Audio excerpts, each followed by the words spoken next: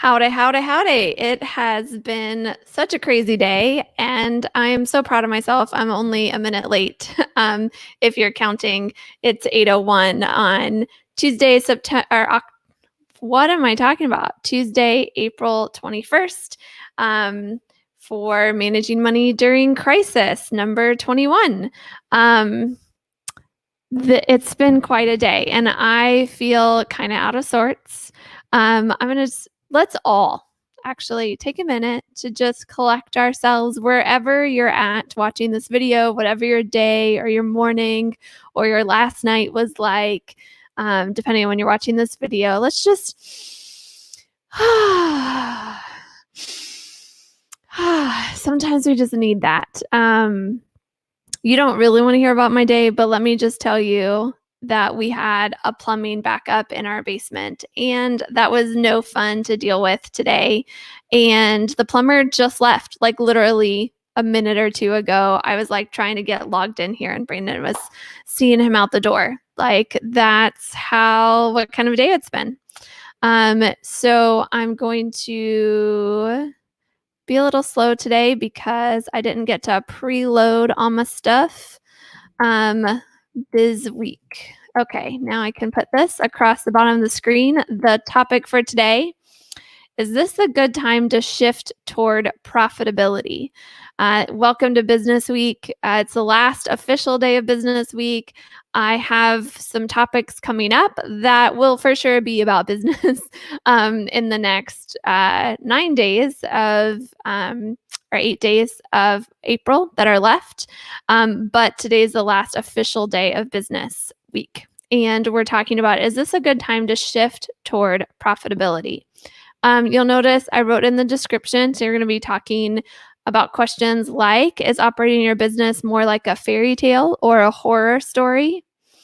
Would you agree without enough money, we become slaves to our businesses? But didn't we get into our business in the first place to find financial freedom?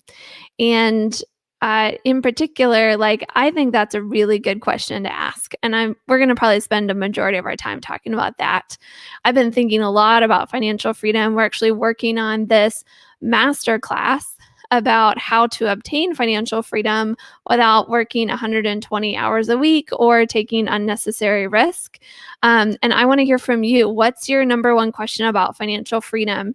There's a link. I should put it up on the screen in case you can't see in the description there. If you will answer this one question, what is your number one question about financial freedom? Then, and you go to bit.ly.gww1q. Make sure you've got that in caps. If you'll answer that, then you get free access to the masterclass that we're creating.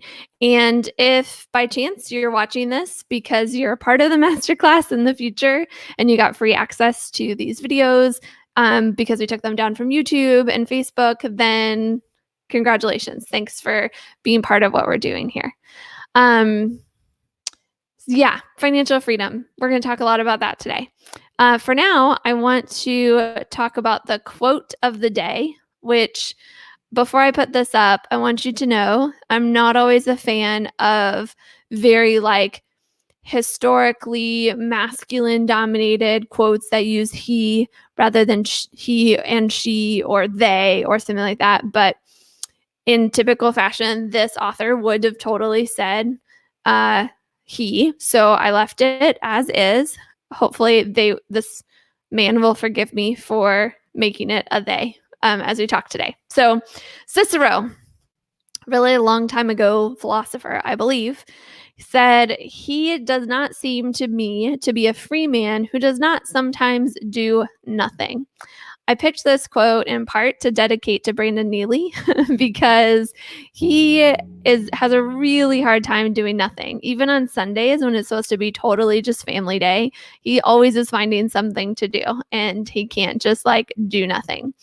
But I think that as even as a female, I struggle with this, right? I think a lot of people do. So I would say she does not seem to me to be a free woman who does not sometimes do nothing, or they do not seem to be free people who do not sometimes do nothing. Um, I think that's so true. And I was actually inspired about this a few years, maybe like 2 years ago. There's a really cool lady named Manoush Samarodi who does a podcast or used to do a podcast. They call it the Tech Show about being human. And the name of the podcast is called Note to Self. And I think she wrote a book that's like Bored to Brilliant or like something like along the play of lines, like bored and brilliant. And I think like when you get bored is when some of the most creative ideas come. And during a crisis, there's a high likelihood of boredom, right? There's a high likelihood you're washing your hands a lot, you're wearing a mask, you're staying at home, you're, watching out for the symptoms of a fever and a cough, but there's also a high likelihood that you're getting bored. And that's actually a good sign of freedom. That's a good sign that you have the capacity to be creative, to have to have the brilliant spark of imagination of what you could do because you're so bored. But when we're not bored and we crowd out all of those creative and imaginative ideas, are we truly free? Right? Isn't that an interesting way to think about it? I know I totally went like philosophical there, choosing this quote and like thinking along those lines. But yeah, if you're not bored every once in a while, are you really free? And as entrepreneurs, we do lots of stuff to keep ourselves from being bored, right? Lots of things. And particularly Brandon Neely. But is that really financial freedom? Is that even like freedom, right? If we're not bored every once in a while. So something to think about. Okay, back to, is this a good time to shift toward profitability? Now, you might guess my answer here is yes, but it's a little more than yes. It's a heck yeah. I totally think it is. It's just when you have something shift, like in a crisis, that it's an opportunity to shift your mindset, shift what you do in your business, shift how your business makes money, shift how your business does their expenses. All kinds of things can shift right now. And so to start with a blank page, to start, I've got a blank whiteboard I just looked at, right? To start with a blank whiteboard and redesign your business to be profitable, you've got this unique opportunity to do this. And yeah, even if it feels really hard right now, like even if things really suck and you don't even know where you're going to pay May's rent, right? That's due in 9 days. Why not take an hour, right? It's kind of that whole, if you're already at the bottom, can you go any farther? And yeah, you probably can. We do live in the United States of America. We are still some of the richest people on the planet, even if our income is zero, right? Because of all the different public services and things that we have. The fact that I have a plumbing issue in my house because I have running water, I'm rich, right? That's a good reminder for me today. That's the kind of thing, like, to start from that place of gratitude. Yeah, I live in the United States of America. Compared to the rest of the world, I am rich. I can make my business profitable. Like, rather than I have to do X, Y, or Z. If we start from that place of believing that's true, then I think when we come to these questions, like, okay, right now, if I'm honest with myself, is my business a horror story or a fairy tale? When I wake up every morning, am I like all those people driving an hour into their cubicles, or riding the train into their cubicles, dreading going to work?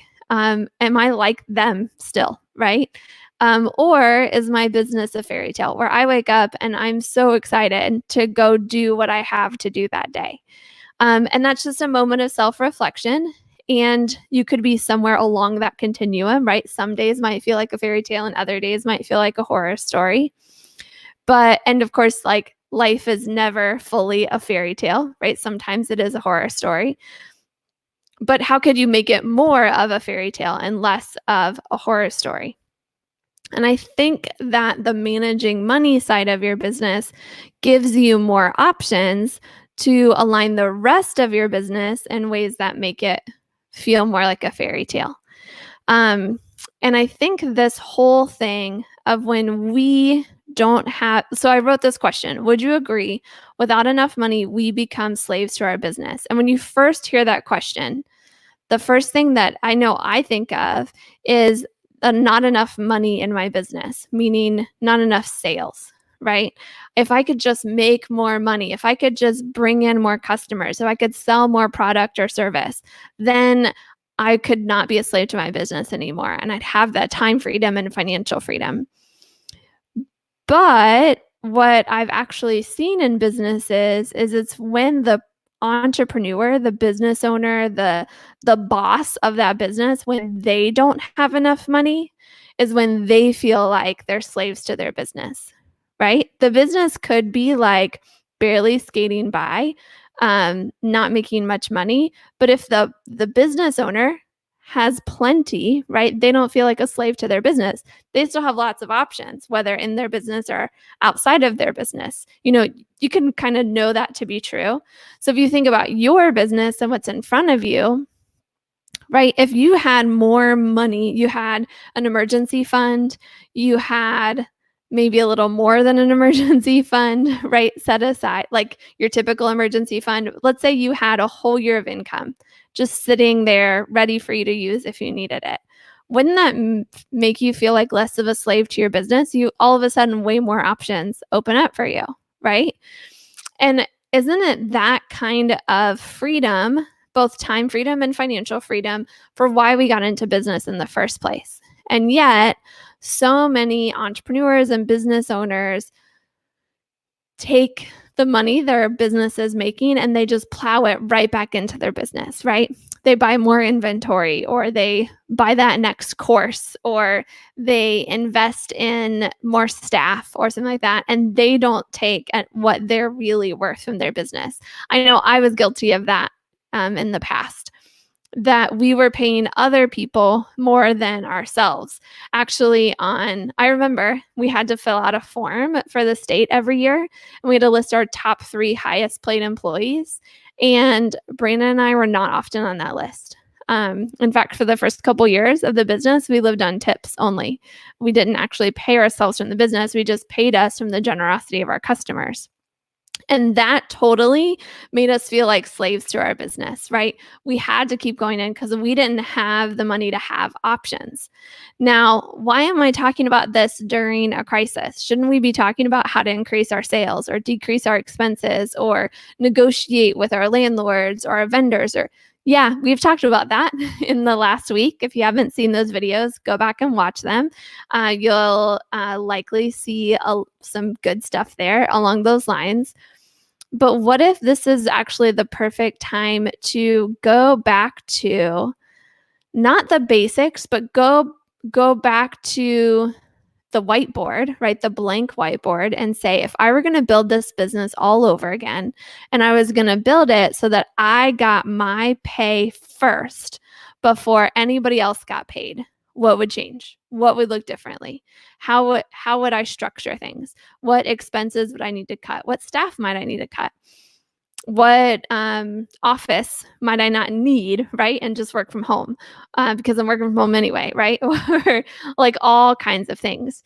And it's just those kinds of questions that bring us to making those changes in our business and actually paying ourselves what we're worth. And that can feel like a lot to do that all at once. Becoming profitable in a big way like that, where you might go from making $0 in your business to making, 50,000. Let's just call that a living wage in a city, right?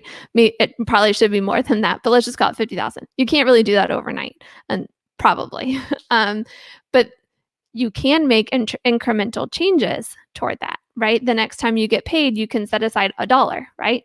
Like the next time your business makes money, you can set aside $1 or $20 or something like that to start paying yourself and work your way up to that 50,000.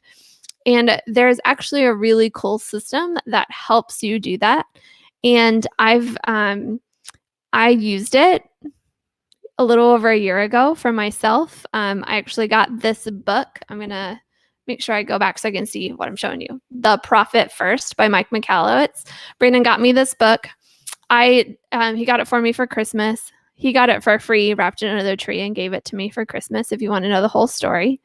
And I devoured it before New Year's Day. Like, it was so good. It was like, this is what I've been looking for how to manage the cash flow within my business. And we implemented it January 1st that year. And we didn't start like with the target where we wanted to be on January 1st, right? It took us a half of a year to a year. I forget, like maybe 2-3 quarters, I think, to actually get to that target. But what I liked about it was that this book showed us the path of how to get there. They actually have what's called an instant assessment that you can do to get an idea of where your business is right now and where it would be, and that kind of charts a path for you. But that also can be really hard to do on your own. Like, I love crunching numbers. That was fun for me to do, looking at this book, right? And like taking it and being like, okay, how would I do that? And I actually literally have I did it on a piece of notebook paper with pencil. That's my instant assessment right there. I'm not going to hold that up for too long because it has real numbers on it, right? For what my business was doing at the time. But I'm not really ready to put that out on the YouTubes and the Facebooks. If you want to see it personally, let me know. Maybe I'll show you. But what I'm saying is that there is a whole group of people who help do that for you. They look at where's your business right now and how can it become a profitable business, and so profitable that you're actually getting a living wage, a good salary from your business. And you get that first before everyone else, right? Including taxes, although they count for taxes too, and make sure you're able to pay your taxes, which if you're freaking out about how to pay your taxes when July comes, talk to me. But the whole, yeah. So what I was going on is that, so they've got these Profit First professionals that do that. And the cool thing is that Brandon and I are in the process of becoming Profit First professionals right now. Ta-da! Big announcement there. And we're going through the training. We're going to be done with it by June. And that's part of why we're asking this question. I'm going to put that back up at the bottom.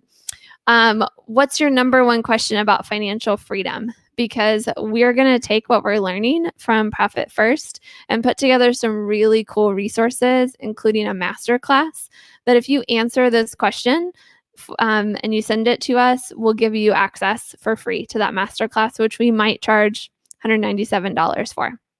So all you got to do is go to bit.ly/GWW1Q. And like you see at the bottom of your screen, all caps for the GWW as in Grandma's Wealth Wisdom, and then the number 1, and then Q as in question. And there's that whole like instant assessment has some really cool things that aren't actually talked about in the book as much. They're kind of glanced over, but that we've gotten to know even more about and are digging into more and more. We actually redid one for our business for right now, and we're going to be doing that for some other people's businesses coming up. So let me go back to the main question at hand. Is this a good time to shift toward profitability? I told you, I think so. I'd love to hear what you think and what challenges you come across as you're shifting toward profitability or thinking about doing that. Is looking at all the numbers overwhelming? Or maybe it's impossible to get all your numbers right now because like your bookkeeper, your accountant's totally overwhelmed with loan applications, right? Or maybe you haven't done a good job of tracking your numbers in your business. You have no clue if you're profitable or not. Totally okay. I mean, not really okay, but if that's where you're at, that's where you're at, right? And you can make a step forward. Your first step toward profitability might just be getting to know your numbers and getting the thing straight, especially if you've got your business and your personal finances all smushed together and using the same accounts. This might be a great time to get those separated, right? Got to keep them separated. What is that from? I don't know. Anyway, so think about what your next shift would be toward profitability. What would that look like for you? If you were going to take one step toward profitability, what would that look like? And if nothing else, the next time money comes into your business, whether that's tomorrow, next week, or a month from now, the next time your business has a sale, like your goods or services are exchanged for money, take that money and just take 1% and set it aside for yourself. You don't have to literally like transfer it to your personal bank account. Maybe you set it aside in a different bank account within your business, let it accumulate and then pay yourself once a month or something like that. But at least set aside 1% for yourself. Or if you already say pay yourself 10%, make it 11, right? It goes up to 11. Make some shift toward profitability, whatever that looks like for you. Because this is what I believe. You had the guts, you had the courage, you have and continue to have the passion for your business. So go for it, right? Shouldn't you be the one to benefit the most from your business? If you're the one putting in the most time, putting in the most effort, has the most passion for it, have had the most courage and tenacity to make it happen this far, and from the beginning, shouldn't you be the one to benefit the most from it? And there's nothing wrong with that, right? Yes, I'm what they call a triple bottom line entrepreneur. I think about people, I think about the planet, I think about purpose, right? We try to be as paperless as possible and recycle. We think about like how we're treating people, making sure when we do have staff, we pay them well for their time. And then we have a bigger purpose than just making money, right? But guess what? I'm a people too. That's what it took me a long time to remember and to be reminded of over and over and over again. And you might have noticed that we talk here at Grandma's Wealth Wisdom, we use the word simple and sustainable. And that sustainable word has a couple meanings to us. One definition of sustainable is like it's going to be around for a long time, right? And there's two things that could mean. That could be like the planet, right? We're recycling, we're being as paperless as possible, that kind of stuff. But it's also like we heard this guy, he worked for Whole Foods. He was some like higher up there. And this was like years ago before they got bought out by the Zon. And he was speaking on a panel and he said, if it's not profitable, it's not sustainable. I'll say that again. If it's not profitable, it's not sustainable. And if we're creating businesses, we want to be here for a long time, for 100 years, they have to be profitable. And we are the ones that have to profit from it, right? I was actually just hearing people talk today about if you're going to sell your business, you got to make sure it's profitable and not just that you're running yourself ragged. No one wants to buy a job, right? If you have a job within your business, no one's going to buy it. But if you've set up systems, you've made some profit, there's, distributions of profit even beyond your salary, those kind of things, makes your business a lot easier to sell because someone's then buying a business, not just a job, right, for themselves. So that whole shifting toward profitability, I think can be a journey. It can be a longer term thing. I'm in my 30s. I'm continuing to shift more and more, toward profitability in that I want my business to be sustainable. And even when I'm not here, I still want there to be a Grandma's Wealth Wisdom, right? Even when I've graduated, I've gotten my wings, I'm off to the next adventure.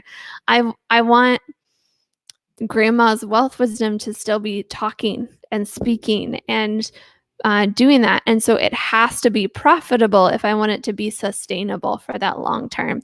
And that's really when we talk about, simplicity and sustainability. We do have that nod toward the environment.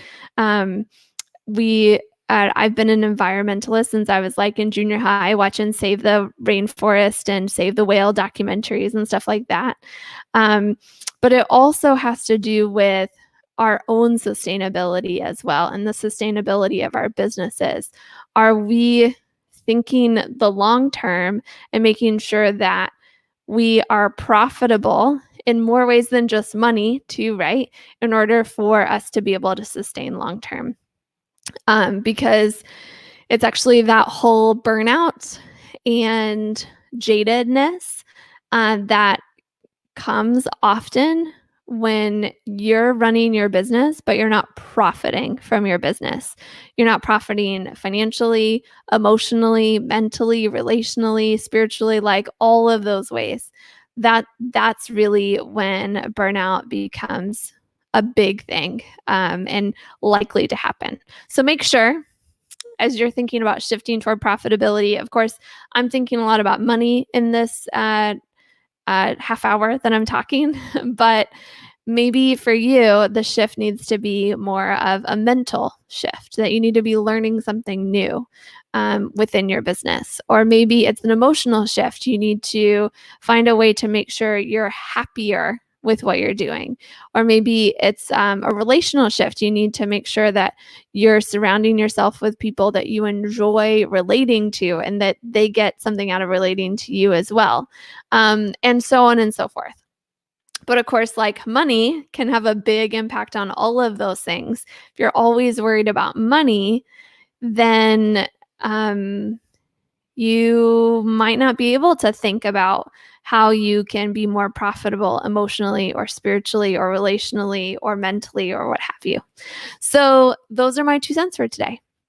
I will conclude with reminding you to hit the subscribe button. If you're watching this on YouTube, whoops, I hit the wrong thing here. And after you hit subscribe, hit the bell so you get the notifications when we go live. This concludes Business Week, but we will be having business examples and continue to talk about businessy type things in the week to come. Tomorrow's topic, I will tell you once I find it here. Tomorrow's the 22nd, Earth Day. Oh, I just thought of that because I love the planet. And so happy Earth Day if you're watching this the day after it comes out. On Earth Day at 8 p.m., we're going to be talking about how to be prepared, and is being prepared a choice? Yeah, that's going to be an interesting conversation. So be sure you join us tomorrow, April 22nd at 8 p.m. for MMDC 22. Fun little fact to leave you with. Tomorrow was my son's due day, when he was due to be born into the world, Earth Day. I've dubbed him an environmentalist even before he was born, because that was just a thing. And he ended up being 8 days late. So we still have 8 days from tomorrow till his birthday. Yeah. Okay. With that, I will say good night and keep building toward a breakthrough, toward a smart, stable financial future with the tried and true wisdom of our grandparents' generation. Peace.